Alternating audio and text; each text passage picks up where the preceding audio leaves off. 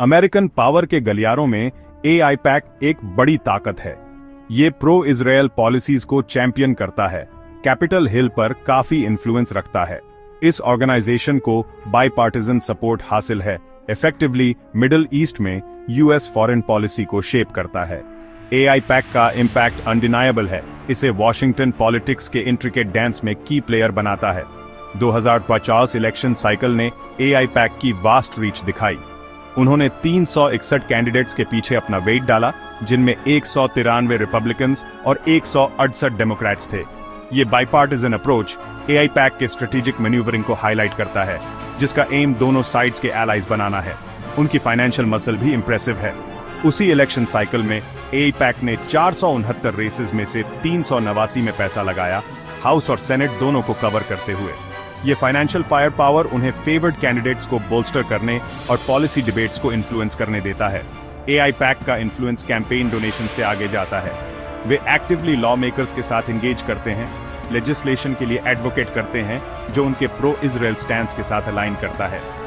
इसमें इजराइल को robust military add और पैलेस्टीनियन स्टेटहुड के टुवर्ड्स हार्ड लाइन अप्रोच शामिल है। आईपैक के लॉबिंग एफर्ट्स रिलेंटलेस हैं, इंश्योरिंग करते हैं कि उनकी वॉइस कांग्रेस के हॉल्स में रेजोनेट करे। उन्होंने डेकेड से रीजन में यूएस पॉलिसी को सक्सेसफुली शेप किया है। अनडिनायबल इन्फ्लुएंस के बावजूद एआईपैक ने काफी क्रिटिसिज्म अट्रैक्ट की है। क्रिटिक्स ऑर्गेनाइजेशन पर इजरायली इंटरेस्ट्स को अमेरिकन इंटरेस्ट से ऊपर रखने का आरोप लगाते हैं। उनका कहना है कि कंट्रोवर्शियल पॉलिसीज के बावजूद इजरायल के लिए एआईपैक का unwavering support balanced middle east peace process के परस्यूट को अंडरमाइन करता है। इन कंसर्न्स ने यूएस पॉलिटिक्स में फॉरेन लॉबिंग के रोल के बारे में बढ़ते डिबेट को फ्यूल किया है। सबसे कंटेंशियस इश्यूज में से एक आईपैक द्वारा उन कैंडिडेट्स की फाइनेंशियल बैकिंग है जो पैलेस्टीनियन स्टेटहुड का विरोध करते हैं। इस स्टैंस ने उन लोगों से शार्प क्रिटिसिज्म खींची है जो टू स्टेट सॉल्यूशन को पीस का ओनली वायबल पाथ मानते हैं। इसके साथ ही इजरायली ह्यूमन राइट्स अब्यूजेस के क्रिटिकल प्रोग्रेसिव लॉ मेकर्स को आईपैक का एग्रेसिवली टारगेट करना टेंशंस को और बढ़ाता है। ये क्रिटिक्स आर्ग्यू करते हैं कि आईपैक के एक्शंस डिसेंट को स्टाइफल करते हैं और क्रूशियल फॉरेन पॉलिसी मैटर्स पर ओपन डिबेट को लिमिट करते हैं। इजरायली प्राइम मिनिस्टर नेतन्याहू के 24 जुलाई 2024 को यूएस कैपिटल एड्रेस के दौरान एआईपैक के आसपास कंट्रोवर्सी अपने चरम पर पहुंच गई। कई स्टैंडिंग ओवेशंस के बावजूद डिवीजन के स्टार्क डिस्प्ले में लगभग आधे डेमोक्रेट्स ने इवेंट का बॉयकॉट किया। एआईपैक के बाद में नेतन्याहू का समर्थन करने वालों को फाइनेंशियली सपोर्ट करने और बॉयकॉट करने वालों को टारगेट करने के अनाउंसमेंट ने डिसेंट को स्टाइफल करने के आरोपों को और हवा दी। ये इंसिडेंट आईपैक और यूएस फॉरेन पॉलिसी पर इसके इंपैक्ट के आसपास डीप पोलराइजेशन को अंडरस्कोर करता है। ट्रंप एडमिनिस्ट्रेशन का इमिग्रेशन पर हार्डलाइन स्टैंस अमेरिका की बॉर्डर्स से बहुत दूर तक गूंजा, जिसका इंडियन सिटीजन्स पर सिग्निफिकेंट इंपैक्ट पड़ा।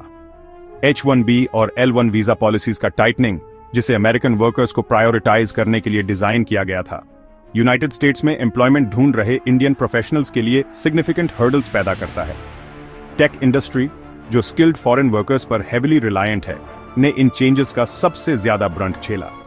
स्टूडेंट वीजास पर क्रैकडाउन ने सिचुएशन को और खराब कर दिया।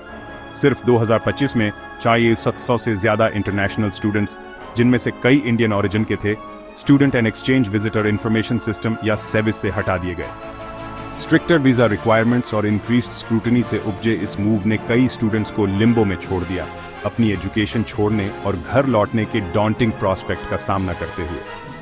इन पॉलिसी चेंजेस की ह्यूमन कॉस्ट सिग्निफिकेंट थी, लाइव्स को उलट दिया और ड्रीम्स को डिसरप्ट कर दिया। 5 फरवरी 2025 को सिचुएशन एक बॉइलिंग पॉइंट पर पहुंच गई, जब एक मिलिट्री एयरक्राफ्ट में 104 इंडियन सिटीजन्स को कंट्रोवर्शियली डिपोर्ट कर दिया गया। इस इंसिडेंट ने आउटरेज और कॉन्डेमनेशन को स्पार्क किया। ट्रंप एडमिनिस्ट्रेशन की इमिग्रेशन पॉलिसीज की ह्यूमन कॉस्ट की ओर ध्यान खींचा। कुछ डिपोर्टीज पर हैंडकफ्स और शैकल्स का यूज, जिसे अननेसेसरली हार्श और डिह्यूमनाइजिंग माना गया, ने पब्लिक आउटक्राई को और भड़काया। ये इंसिडेंट स्ट्रिंजेंट इमिग्रेशन पॉलिसीज के ह्यूमन टोल का स्टार्क रिमाइंडर के रूप में काम करता है। India US relationship shared interests और पॉलिसी डिसएग्रीमेंट्स के एक कॉम्प्लेक्स वेब पर चलता है। जबकि लीडर्स के बीच पर्सनल रिलेशंस लार्जली पॉजिटिव रहे हैं, ट्रेड, क्लाइमेट चेंज और डिफेंस कोऑपरेशन जैसे इश्यूज पर मतभेद बने हुए हैं। यूएस इंडिया को इंडो पैसिफिक रीजन में चाइना के ग्रोइंग इन्फ्लुएंस के क्रूशल काउंटरवेट के रूप में देखता है। इन डिफरेंसेस के बावजूद दोनों कंट्रीज ने कई मोर्चों पर कॉमन ग्राउंड पाया है। काउंटर टेररिज्म पर कोऑपरेशन स्ट्रांग बना हुआ है, दोनों नेशंस इंटेलिजेंस शेयर करते हैं और ग्लोबल टेररिज्म से कॉम्बैट करने के लिए एफर्ट्स कोऑर्डिनेट करते हैं। यूएस इंडिया के लिए एक मेजर डिफेंस सप्लायर के रूप में भी उभरा है, इंडिया की मिलिट्री कैपेबिलिटीज को बोल्स्टर करता है। कन्वर्जेंस के ये एरियाज बायलैटरल रिलेशनशिप के स्ट्रेटेजिक इंपॉर्टेंस को हाईलाइट करते हैं। हालांकि स्टिकिंग पॉइंट्स बने हुए हैं। ट्रेड रिलेशनशिप हालांकि रोबस्ट है, अक्सर डिस्प्यूट्स और प्रोटेक्शनिस्ट मेजर्स से मार्ड होता है। खासकर डिफेंस प्रोक्योरमेंट में रशिया के साथ इंडिया के क्लोज टाइज भी यूएस के साथ फ्रिक्शन का सोर्स रहे हैं। इन चैलेंजेस के बावजूद इंडिया यूएस पार्टनरशिप दोनों नेशंस के लिए वाइटल बना हुआ है, जो शेयर्ड इंटरेस्ट्स और उनकी रिस्पेक्टिव स्ट्रेंथ्स की रिकॉग्निशन से ड्रिवन है।